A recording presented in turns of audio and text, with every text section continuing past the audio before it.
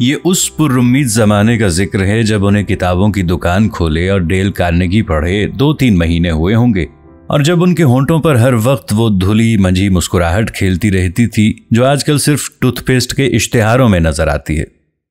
اس زمانے میں ان کی باتوں میں وہ اڑ کر لگنے والا جوش اور ولولہ تھا جو بالعموم انجام سے بے خبر سٹے بازوں اور نومسلموں سے منسوب کیا جاتا ہے۔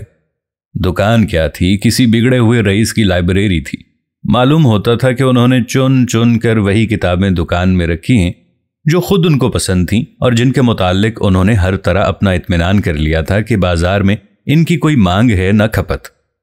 ہمارے دوست مرزا عبد الودود بیگ نے دکان میں قدم رکھتے ہی اپنی تمام ناپسندیدہ کتابیں اس خوش سلیقگی سے یکجا دیکھیں تو ایک دفعہ اپنی پرانی اینک پر اعتبار نہیں آیا، اور جب اعتبار آ گیا تو الٹا پیار آنے لگا۔ اپنے مخصوص کھٹ میٹھے لہجے میں بولے، یار اگر عام پسند کی بھی 2-4 کتابیں رکھ لیتے تو گاہک دکان سے اس طرح نہ جاتے جیسے سکندر دنیا سے گیا تھا، دونوں ہاتھ خالی۔ تاجرانہ تبسم کے بعد فرمایا، میں صرف معیاری کتابیں بیچتا ہوں۔ پوچھا، معیاری کی کیا پہچان ہے؟ ارشاد ہوا، سنو، میرے قریبی ہمسائے ہیں پروفیسر قاضی عبد القدوس، 24 گھنٹے کتابوں میں جٹے رہتے ہیں، لہٰذا میں نے کیا یہ کہ دکان کھولنے سے پہلے ان سے ان کی اپنی پسندیدہ کتابوں کی مکمل فہرست بنوا لی، پھر ان کتابوں کو چھوڑ کر اردو کی بقیہ تمام کتابیں خرید کے دکان میں سجا دیں۔ اب اس سے بہتر انتخاب کوئی کر کے دکھا دے۔ پھر ایک تاجرانہ لہجہ بنا کر صیغہ جمع میں ہنکارے، ہماری کتابیں اردو ادب کی آبرو ہیں اور ہم یہ بہت ارزاں بیچتے ہیں۔ مرزا نے اسی لہجے میں جملہ پورا کیا۔ مصیبت یہ تھی کہ ہر کتاب ہر مصنف کے متعلق ان کی اپنی رائے تھی، بے لاگ اور اٹل، جس کا اظہار و اعلان بالجبر و بمنزلہ دینی فرض سمجھتے تھے۔ چنانچہ بارہا ایسا ہوا کہ انہوں نے گاہک کو کتاب خریدنے سے جبراً باز رکھا کہ اس سے اس کا ادبی ذوق خراب تر ہونے کا اندیشہ تھا۔ سچ تو یہ ہے کہ وہ کتب فروش کم اور کتب نما زیادہ تھے۔ کبھی کوئی خریدار ہلکی پھلکی کتاب مانگ بیٹھتا تو بڑی شفقت سے جواب دیتے، یہاں سے 2 گلیاں چھوڑ کر سیدھے ہاتھ کو مڑ جائیے، پرلے نکڑ پر چوڑیوں کی دکان کے پاس ایک لیٹر باکس نظر آئے گا، اس کے ٹھیک سامنے جو اونچی سی دکان ہے، بچوں کی کتابیں وہیں سے ملتی ہیں۔ ایک مرتبہ کا واقعہ اب تک یاد ہے کہ ایک صاحب کلیات مومن پوچھتے ہوئے آئے اور چند منٹ بعد مولوی محمد اسماعیل میرٹھی مرحوم کی نظموں کا گلدستہ ہاتھ میں لیے ان کی دکان سے نکلے۔ ایک دن میں نے پوچھا، اختر شیرانی کی کتابیں کیوں نہیں رکھتے؟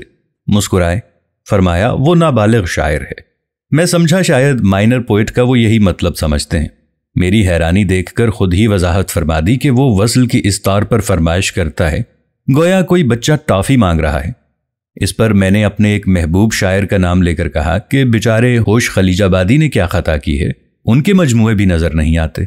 ارشاد ہوا کہ اس ظالم کے تقاضائے وصل کے یہ تیور ہیں گویا کوئی کابلی پٹھان ڈانٹ ڈانٹ کر ڈوبی ہوئی رقم وصول کر رہا ہے۔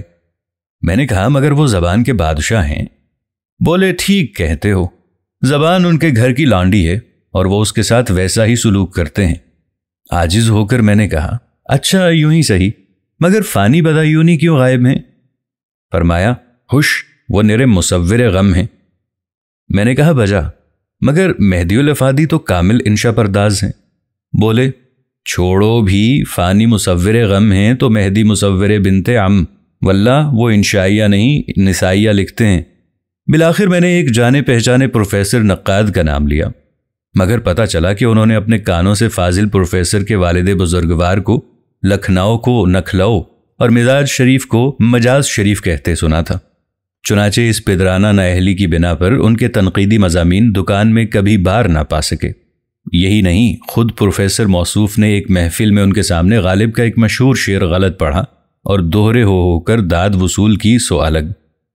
میں نے کہا، اس سے کیا فرق پڑتا ہے؟ بولے، فرق کی ایک ہی رہی، میرن صاحب کا قصہ بھول گئے، کسی نے ان کے سامنے غالب کا شعر غلط پڑھ دیا، تیوریاں چڑھا کر بولے، میاں یہ کوئی قرآن و حدیث ہے، جیسے چاہا پڑھ دیا۔ آپ نے ملاحظہ فرما لیا کہ بہت سی کتابیں وہ اس لیے نہیں رکھتے تھے کہ ان کو سخت ناپسند تھیں اور ان کے مصنفین سے وہ کسی نہ کسی موضوع پر ذاتی اختلاف رکھتے تھے، لیکن معدود چند مصنفین جو اس ماتوب و مغضوب زمرے سے خارج تھے، ان کی کتابیں دکان میں رکھتے ضرور تھے، مگر کوشش یہی ہوتی تھی کہ کسی طرح بکنے نہ پائیں، کیونکہ وہ انہیں بے حد پسند تھیں اور انہیں سنگوا کر رکھنے میں عجیب روحانی لذت محسوس کرتے تھے۔ پسند و ناپسند کی اس غیر تاجرانہ کشاکش کا نتیجہ یہ نکلا کہ کتب از جا نہ جنبت، سنی سنائی نہیں کہتا۔ میں نے اپنی آنکھوں سے دیکھا کہ دیوان غالب مصور دکان میں مہینوں پڑا رہا، محض اس وجہ سے ان کا خیال تھا کہ دکان اس کے بغیر سونی سونی معلوم ہوگی۔ مرزا کہا کرتے تھے کہ ان کی مثال اس بد نصیب قصاب کی سی ہے جسے بکروں سے عشق ہو جائے۔ کتابوں سے عشق کا یہ حال تھا کہ عین بونی اور بکری کے اوقات میں بھی مطالعے میں کمر کمر غرق رہتے۔ یہ کمر کمر کی قید اس لیے لگانا پڑی کہ ہم نے آج تک انہیں کوئی کتاب پوری پڑھتے نہیں دیکھا۔ مرزا اسی بات کو یوں کہتے تھے کہ بہت کم کتابیں ایسی ہیں جو اپنے کو ان سے پڑھا سکی ہیں۔ یہی نہیں، اپنے مطالعے کی تکنیک کے مطابق رومانی اور جاسوسی ان کو ہمیشہ الٹا یعنی آخر سے پڑھتے تاکہ ہیروئن کا حشر اور قاتل کا نام فوراً معلوم ہو جائے۔ ان کا قول ہے کہ معیاری ناول وہی ہے جو اس طرح پڑھنے پر بھی آخر سے شروع تک دلچسپ ہو۔ ہر کہیں سے 2-3 صفحے الٹ پلٹ کر پوری کتاب کے متعلق بے دریغ رائے قائم کر لینا اور پھر اسے منوانا ان کے بائیں ہاتھ کا کھیل تھا۔ بعض اوقات تو لکھائی چھپائی دیکھ کر ہی ساری کتاب کا مضمون بھانپ لیتے۔ مجھے یاد ہے کہ اردو کی ایک تازہ چھپی ہوئی کتاب کا کاغذ اور روشنائی سونگھ کر نہ صرف اسے پڑھنے بلکہ دکان میں رکھنے سے بھی انکار کر دیا۔ ان کے دشمنوں نے اڑا رکھی تھی کہ وہ کتاب کا سرورق پڑھتے پڑھتے اونگنے لگتے ہیں اور اس عالم کشف میں جو کچھ ان کے دماغ میں آتا ہے اس کو مصنف سے منسوب کر کے ہمیشہ ہمیشہ کے لیے اس سے بیزار ہو جاتے ہیں۔ اور مصنف غریب کس شمار کتار میں ہیں، اپنے ادبی قیاس و قیافے کا ذکر کرتے ہوئے ایک دن یہاں تک ڈینگ مارنے لگے کہ میں آدمی کی چال سے بتا سکتا ہوں کہ وہ کس قسم کی کتابیں پڑھتا رہا ہے۔ اتفاق سے اس وقت ایک بھرے بھرے پچھائے والی لڑکی دکان کے سامنے سے گزری۔ چینی قمیض اس کے بدن پر چست فقرے کی طرح کسی ہوئی تھی، سر پر ایک ربن سلیقے سے اوڑھے ہوئے، جسے میں ہی کیا کوئی بھی شریف آدمی دوپٹہ نہیں کہہ سکتا، اس لیے کہ دوپٹہ کبھی اتنا بھلا معلوم نہیں ہوتا۔ تنگ موری اور تنگ تر گھیر کی شلوار، چال اگرچہ کڑی کمان کا تیر نہ تھی لیکن کہیں زیادہ مہک۔ کمان کتنی بھی اتری ہوئی کیوں نہ ہو، تیر لامحالہ سیدھا ہی آئے گا، ٹھمک ٹھمک کر نہیں۔ لیکن وہ قتالہ عالم قدم آگے بڑھانے سے پہلے ایک دفعہ جسم کے درمیانی حصے کو گھنٹے کے پدوم کی طرح دائیں بائیں یوں ہلاتی کہ بس چھری سی چل جاتی۔ نتیجہ یہ کہ متذکرہ حصہ جسم نے جتنی مسافت جنوب سے شمال تک طے کی اتنی ہی مشرق سے مغرب تک۔ مختصر یوں سمجھیے کہ ہر گام پر ایک قدم آدم صلیب بناتی ہوئی آگے بڑھ رہی تھی۔ اچھا بتاؤ، اس کی چومکھی چال سے کیا ٹپکتا ہے؟ میں نے پوچھا۔ اس کی چال سے تو بس اس کا چال چلن ٹپکے ہے، مجھے آنکھ مار کر لہکتے ہوئے بولے۔ پھر وہی بات، چال سے بتاؤ کیسی کتابیں پڑھتی ہے؟ میں نے بھی پیچھا نہیں چھوڑا۔ پگلے، یہ تو خود ایک کتاب ہے۔ انہوں نے شہادت کی انگلی سے سڑک پر ان خاندگان کی طرف اشارہ کیا جو ایک فرلانگ سے اس کے پیچھے پیچھے فہرست مضامین کا مطالعہ کرتے چلے آ رہے تھے۔ دیکھا گیا ہے کہ وہی کتب فروش کامیاب ہوتے ہیں جو کتاب کے نام اور قیمت کے علاوہ اور کچھ جاننے کی کوشش نہیں کرتے، کیونکہ ان کی ناواقفیت عامہ جس قدر وسیع ہوگی، جس قدر عمیق اور متنوع ہوگی، اتنی ہی بھرپور خود اعتمادی اور معصوم گمراہی کے ساتھ وہ بری کتاب کو اچھا کر کے بیچ سکیں گے۔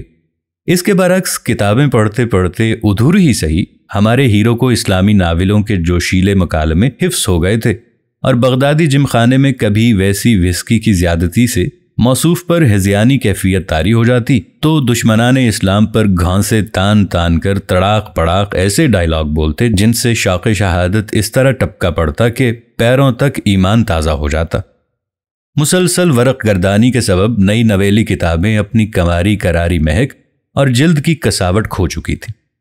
بیشتر صفحات کے کونے کتے کے کانوں کی طرح مڑ گئے تھے، اور بعض پسندیدہ اوراق کی یہ کیفیت تھی کہ جانا جاتا ہے کہ اس راہ سے لشکر گزرا، اور لشکر بھی وہ جو خون کی بجائے پیک کی چھینٹیں اڑاتا ہوا گزر جائے۔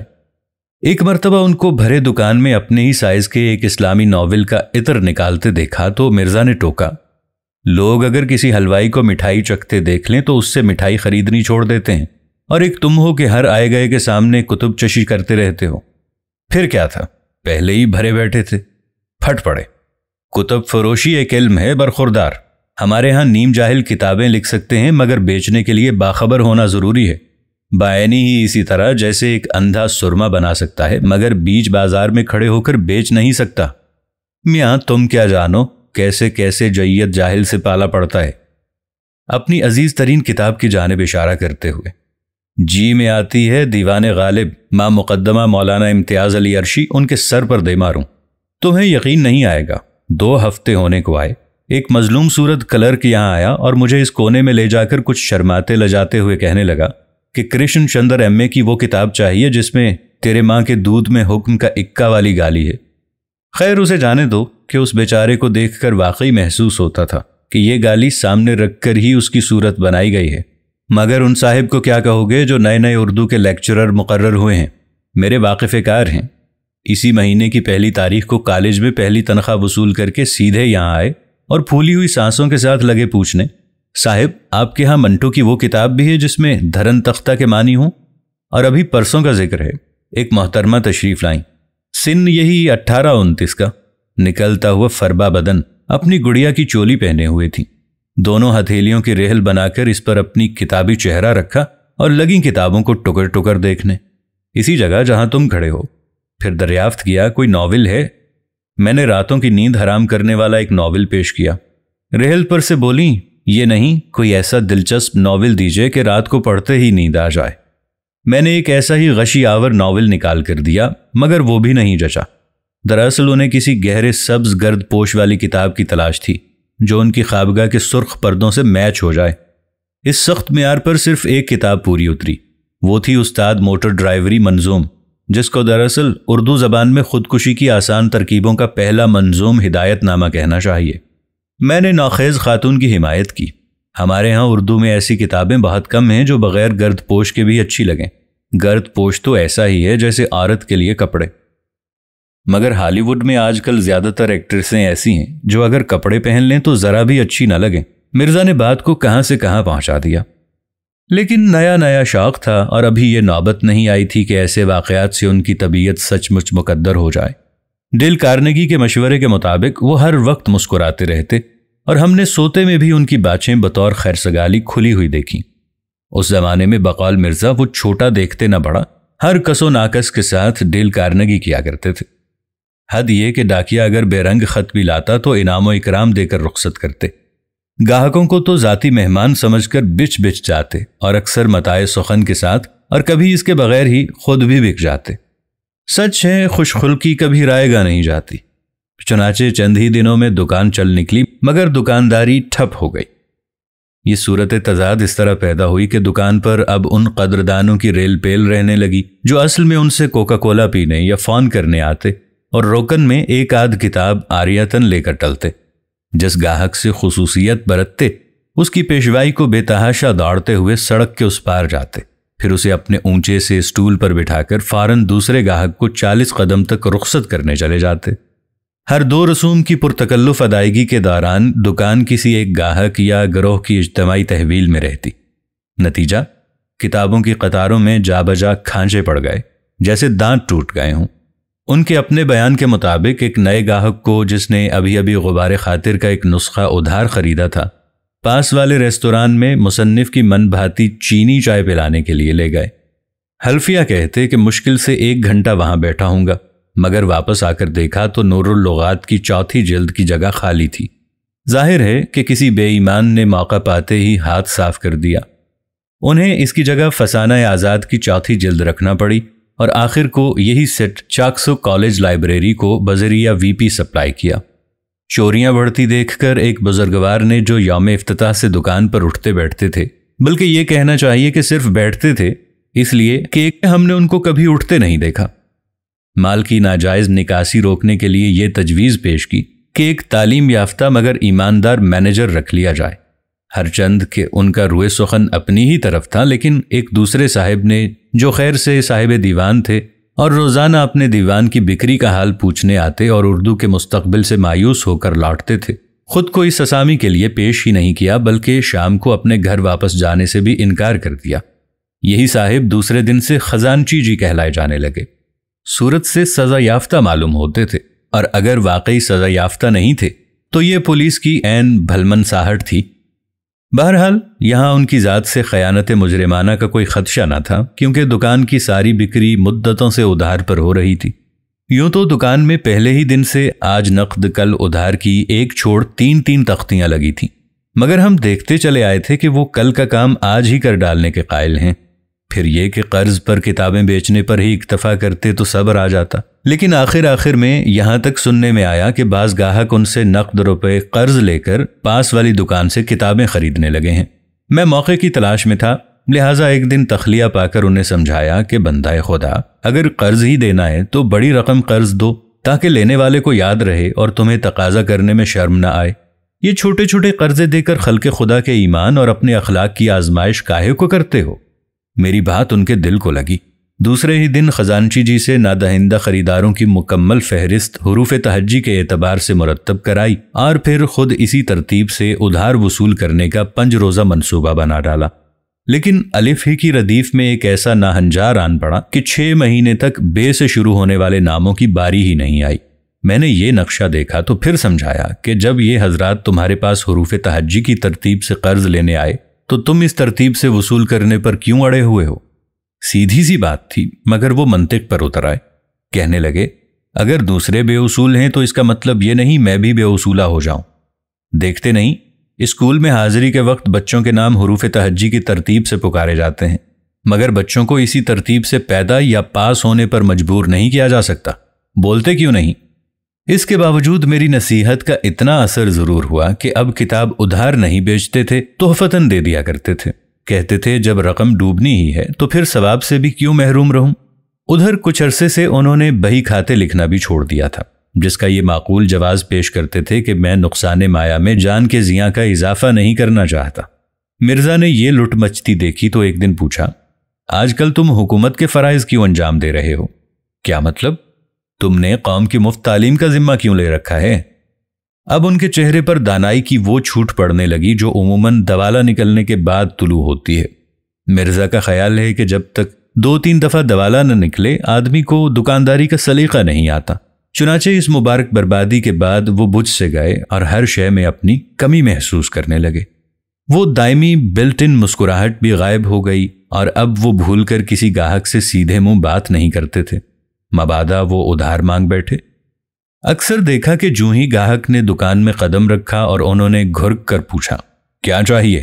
ایک دن میں نے دڑبڑایا، اندھے کو بھی نظر آتا ہے کہ کتابوں کی دکان ہے، پھر تم کیوں پوچھتے ہو کیا چاہیے کیا چاہیے؟ فرمایا، کیا کروں، بازے کی صورت ایسی ہوتی ہے کہ پوچھنا پڑتا ہے۔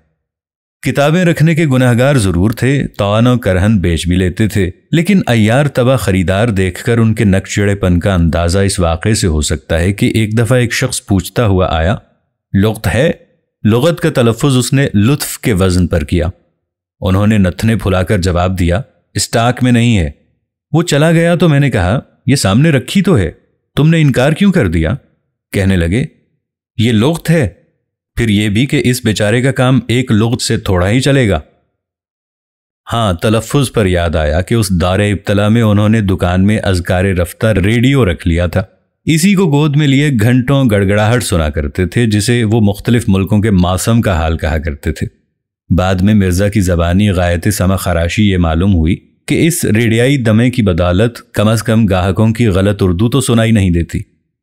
یہ کوئی ڈھکی چھپی بات نہیں کہ کتب فروشوں کو ہر کتاب پر اوسطاً 30-40% کمیشن ملتا ہے، بلا قد و کاوش۔ جس پیشے میں منافع کی یہ شرح عام ہو، اس میں دوالا نکلنے کے لیے غیر معمولی دل و دماغ درکار ہیں، اور وہ ایسے ہی دل و دماغ کے مالک نکلتے۔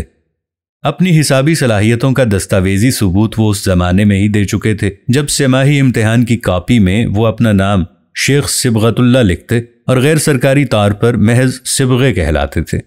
اسی زمانے سے وہ اپنے اس عقیدے پر سختی سے قائم ہیں کہ علم الحساب در حقیقت کسی متعصب کافر نے مسلمانوں کو آزار پہنچانے کے لیے ایجاد کیا تھا۔ چنانچہ ایک دن یہ خبر سن کر بڑی حیرت ہوئی کہ رات ان پر علم الحساب ہی کے کسی قاعدے کی روح سے یہ منکشف ہوا ہے کہ اگر وہ کتابیں نہ بیچیں، دکان میں ہی پڑی سڑنے دیں تو 90% منافع ہوگا۔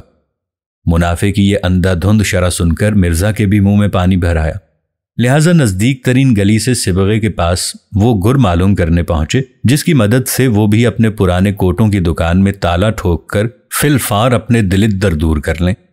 صبغے نے کان میں لگی ہوئی پنسل کی مدد سے اپنے فارمولے کی جو تشریح کی اس کا لب لباب سلیس اردو میں یہ ہے کہ اب تک ان کا یہ معمول رہا کہ جس دن نئی کتابیں خرید کر دکان میں لاتے اسی دن ان پر ملنے والے 40% منافع کا حساب قریب پائی تک لگا کر خرچ کر ڈالتے۔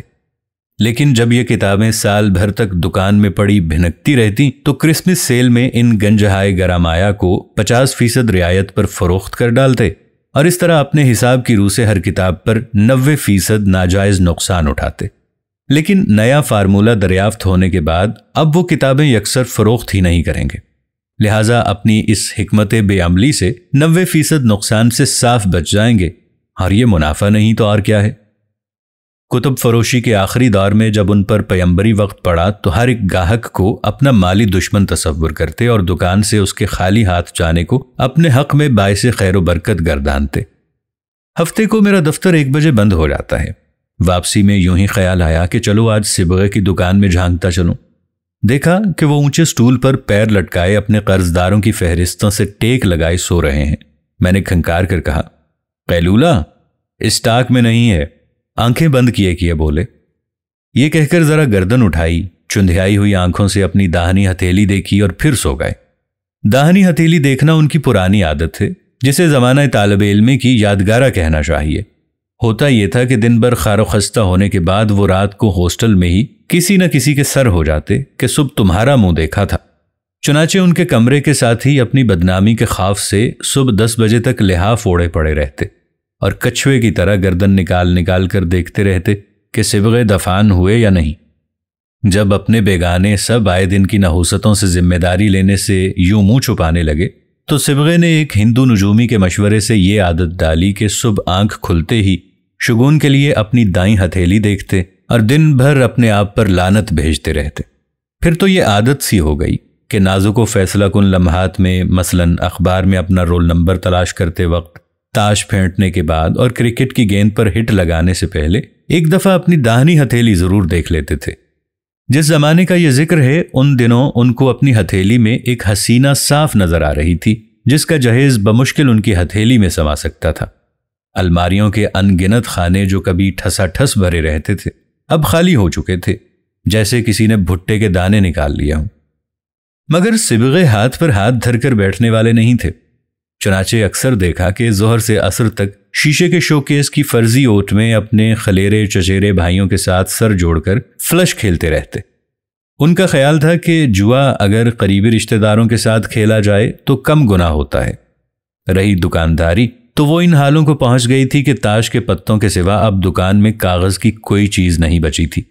گاہکوں کی تعداد اگرچہ تگنی چوگنی ہو گئی تھی، مگر مول تول کی نوعیت قدرے مختلف ہوتے ہوتے جب یہ نوبت آ گئی کہ راہ چلنے والے بھی بھاؤ تاؤ کرنے لگے تو خزانچی جی نے خاکی گتے پر ایک نوٹس نہایت پاکیزہ خط میں آویزاں کر دیا، یہ فرنیچر کی دکان نہیں ہے۔ یاد رہے کہ ان کی نصف زندگی ان لوگوں نے تلخ کر دی جو قرض پر کتابیں لے جاتے تھے، اور بقیہ نصف زندگی ان حضرات نے تلخ کر رکھی تھی جن سے وہ خود قرض لیے بیٹھے تھے۔ اس میں شبہ نہیں کہ ان کی تباہی میں کچھ شائبہ خوبی تقدیر بھی تھا۔ قدرت نے ان کے ہاتھ میں کچھ ایسا جس دیا تھا کہ سونے کے ہاتھ لگائیں تو مٹی ہو جائے۔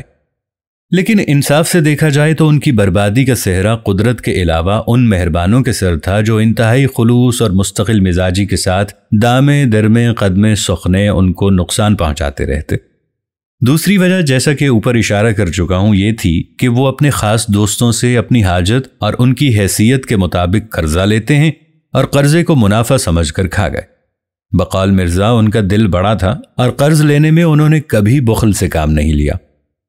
قرض لین دین ان کے مزاج میں اس حد تک رچ بس چکا تھا کہ مرزا کا خیال تھا کہ صبغے دراصل سہروردی حکومت کو کھک کرنے کی غرض سے اپنی آمدنی نہیں بڑھاتے، اس لیے کہ آمدنی بڑھے گی تو لامحالہ انکم ٹیکس بھی بڑھے گا۔ اب تو ان کی تمنا یہ ہے کہ بقیہ عمر عزیز بینک اور ڈرافٹ پر گوشۂ بدنامی میں گزار دیں، لیکن ان کی نیت بری نہیں تھی۔ یہ اور بات ہے کہ حالات نے ان کی نیک نیتی کو ابھرنے نہ دیا۔ گزشتہ رمضان میں ملاقات ہوئی تو بہت اداس اور فکر مند پایا۔ بار بار پتلون کی جیب سے ید بیضا نکال کر دیکھ رہے تھے۔ پوچھا، صبغے کیا بات ہے؟ بولے کچھ نہیں۔ پروفیسر عبدالقدوس سے قرضہ لیے 13 سال ہونے کو آئے۔ آج یوں ہی بیٹھے بیٹھے خیال آیا کہ اب واپسی کی سبیل کرنی چاہیے، ورنہ وہ بھی دل میں سوچیں گے کہ شاید میں نادہند ہوں۔ جوانی میں خدا کے قائل نہیں تھے، مگر جیسے جیسے عمر بڑھتی گئی ایمان پختہ ہوتا گیا، یہاں تک کہ اب وہ اپنی تمام نالائقیوں کو سچے دل سے من جانب اللہ سمجھنے لگے تھے۔ طبیعت ہی ایسی پائی تھی کہ جب تک چھوٹی سے چھوٹی بات پر بڑی سے بڑی قربانی نہ دے دیتے انہیں چین نہیں پڑتا تھا۔ بقال مرزا وہ انالحق کہے بغیر سولی پر چڑھنا جانتے تھے۔ تجارت کو انہوں نے وسیلہ معاش نہیں حلیہ جہاد سمجھا اور بہت جلد شہادت کا درجہ پایا۔ دکان کی دیوار کا پلاسٹر ایک جگہ سے اکھڑ گیا تھا۔ اس مقام پر جو تقریباً 2 مربع گز تھا، انہوں نے ایک سرخ تختی جس پر ان کا فلسفہ حیات بخط نستعلیق کندہ تھا ٹانگ دی۔ باطل سے دبنے والے اے آسمان نہیں ہم۔ اس میں قطعی کوئی تعلی نہیں تھی، بلکہ دیکھا جائے تو انہوں نے کسر نفسی سے ہی کام لیا، کیونکہ باطل تو باطل وہ حق سے بھی دبنے والے نہیں تھے۔ مرزا اکثر نصیحت کرتے کہ میاں کامیابی چاہتے ہو تو کامیاب کتب فروشوں کی طرح بقدر ضرورت سچ بولو، اور ہر کتاب کے حسن و قبح پر زدم زدہ کرنے کی بجائے گاہکوں کو انہی کی پسند کی کتابوں سے برباد ہونے دو۔ جو بیچارہ تربوز سے بہل جائے اسے زبردستی انگور کیوں کھلاتے ہو؟ لیکن سبغے کا کہنا تھا کہ 20ویں صدی میں جیت انہی کی ہے جن کے ایک ہاتھ میں دین ہے اور دوسرے میں دنیا، اور دائیں ہاتھ کو خبر نہیں کہ بائیں میں کیا ہے۔ تجارت اور نجات میں سنجوگ ممکن نہیں۔ تجارت میں فاری ناکامی ان کے نزدیک مقیاس الشرافت تھی۔ انہی کا مقولہ ہے کہ اگر کوئی شخص تجارت میں بہت جلد ناکام نہ ہو سکے تو سمجھ لو کہ اس کے حسب نسب میں فی ہے۔ اس اعتبار سے انہوں نے قدم قدم پر بلکہ ہر سودے میں اپنی نسبی شرافت کا وافر ثبوت دیا۔ حساس آدمی تھے۔ اس پر بدقسمتی یہ کہ ایک ناکام کتب فروش کی حیثیت سے انہیں انسانوں کی فطرت کا بہت قریب سے مطالعہ کرنے کا موقع ملا، اسی لیے بہت جلد انسانیت سے مایوس ہو گئے۔ انہوں نے تمام عمر تکلیفیں ہی تکلیفیں اٹھائیں۔ شاید اسی وجہ سے انہیں یقین ہو چلا تھا کہ وہ حق پر ہیں۔ زندگی سے کب کے بیزار ہو چکے تھے، اور ان کی باتوں سے ایسا لگتا تھا گویا اب محض اپنے قرض خواہوں کی تالیف قلوب کے لیے جی رہے ہیں۔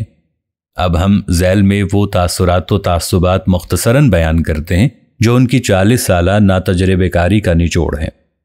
دکان کھولنے سے 4-5 مہینے پہلے ایک ادبی خیر سگالی وفد ادارہ برائے ترقی انجمن پسند مصنفین کے ساتھ سیلان ہو آئے تھے، جسے حاسد لنکا کے نام سے یاد کرتے تھے۔ اس جزیرے کی 3 روزہ سیاحت کے بعد اٹھتے بیٹھتے ترقی یافتہ ممالک کی ادب نوازی و علم دوستی کے چرچے رہنے لگے۔ ایک دفعہ برادران وطن کی ناقدری کا گلہ کرتے ہوئے فرمایا، آپ کے ہاں تو ابھی تک جہالت کی خرابیاں دور کرنے پر کتابیں لکھی جا رہی ہیں، مگر ترقی یافتہ ممالک میں تو اب مارا ایسی کتابیں لکھی جا رہی ہیں جن کا مقصد ان خرابیوں کو دور کرنا ہے جو محض جہالت دور ہونے سے پیدا ہو گئی ہیں۔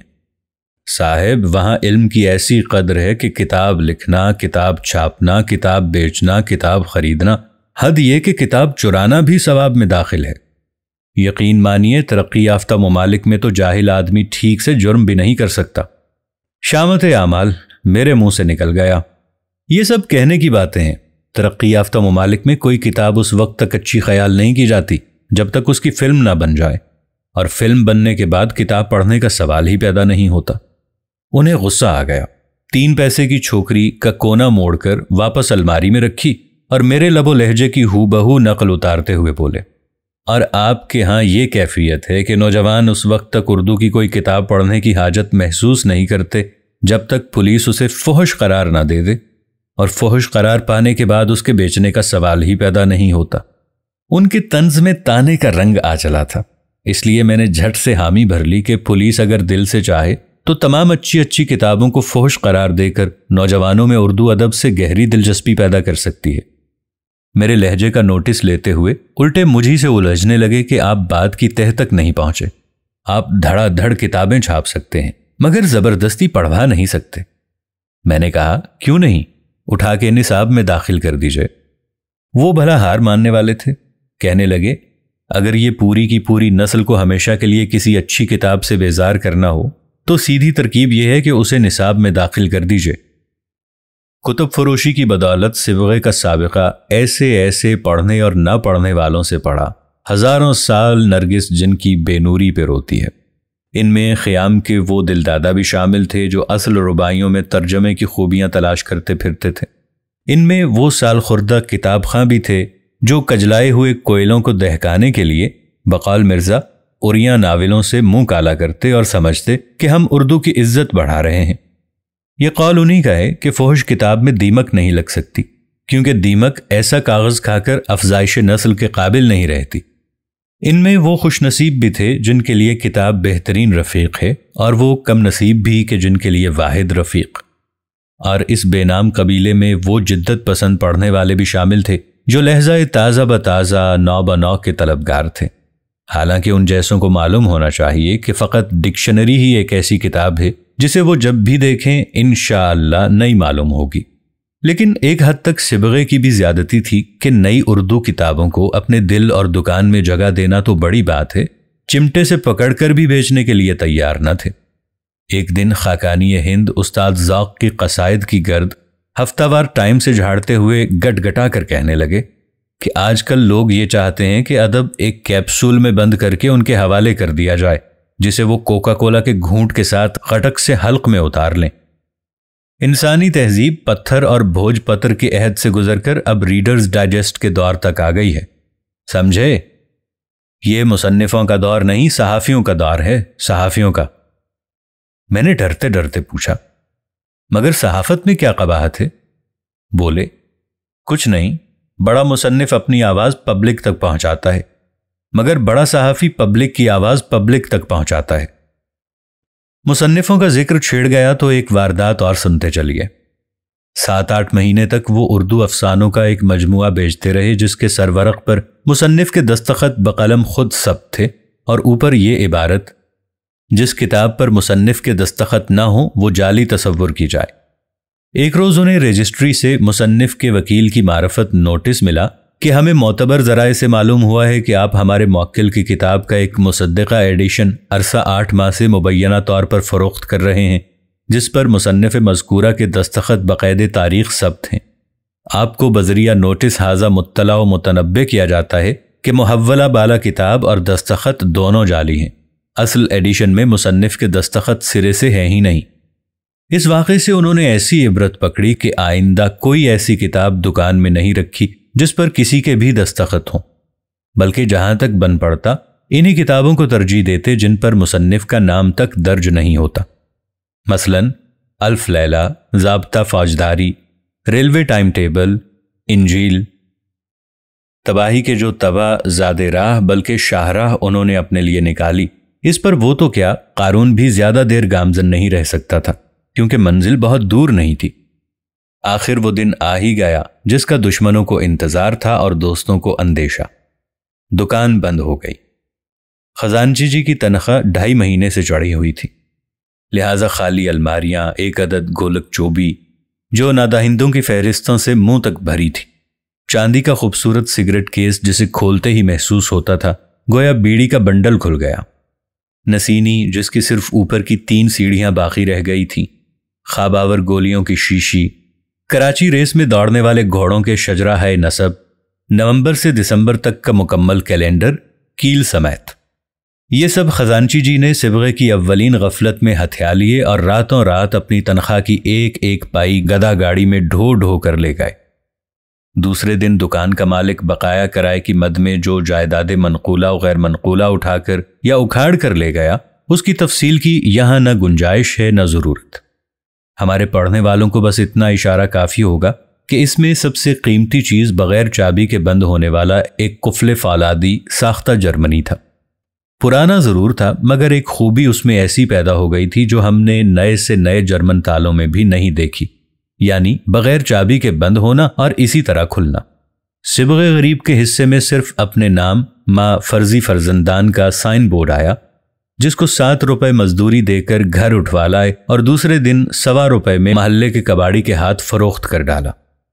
مگر انہوں نے ہمت نہیں ہاری اور 2 مہینے تک اپنی ہتھیلی کا شبانہ روز مطالعہ کرنے کے بعد ایک ٹریننگ کالج میں اسکول ماسٹروں کو پڑھانا شروع کر دیا۔ مرزا کے الفاظ میں صبغے کی کتب فروشانہ زندگی کے باب کا انجام نہایت افسانوی رہا۔ جس افسانے کی طرف یہاں مرزا کا اشارہ ہے وہ دراصل کائلنگ کی ایک مشہور چینی کہاوت ہے جس کا ہیرو ایک آرٹسٹ ہے۔ ایک دن وہ اپنی ایک ماڈل لڑکی کی خوبصورتی سے اس قدر متاثر ہوا کہ اسی وقت اپنے سارے برش اور کینوس سمیٹ کر جلا ڈالے اور ایک سرکس میں ہاتھیوں کو سدھانے کا کام کرنے لگا۔